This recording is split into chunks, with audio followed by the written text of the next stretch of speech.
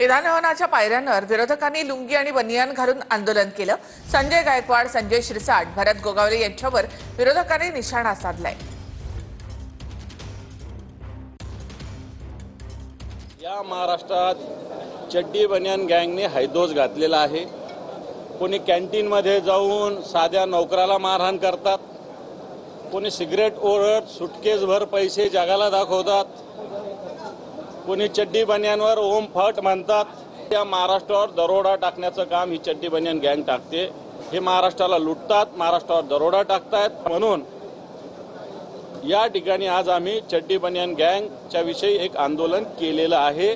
महाराष्ट्रातल्या एक आमदार आणि एक मंत्र्यांनी ज्या पद्धतीनं महाराष्ट्राची इमेज देश पातळीवर दुर्दैवानं बदनाम करण्याचा प्रयत्न केला, त्याचा निषेध आम्ही केला आणि मुख्यमंत्री महोदयांनी त्याच्यावर कारवाई करावी। तिथं बॅग जर पैशाची दिसत असेल तर सो मोठो कॉग्निजन्स घेऊन त्याच्यावर कारवाई करायची आमची अपेक्षा आहे, परंतु पाठीशी घालतात। याचा अर्थ या सगळ्या गोष्टीला सरकारचा पाठिंबा। महाराष्ट्राला एक संस्कृती आहे, स्वर्गीय यशवंतराव चव्हाण साहेबांच्या पासून या राज्याला एक वेगळी संस्कृती आहे। पूर्णपणे ही संस्कृती डागाळण्याचं काम या लोकांनी केलेलं आहे। मधले लोकप्रतिनिधी अशा पद्धतीने वागायला लागले की जे स्वतःच कायदा हातात घेतात, गरिबांना मारहाण करतात आणि एवढं करत असताना भ्रष्टाचार मोठ्या प्रमाणे करतात, हे चित्र आपल्याला दिसलेलं आहे।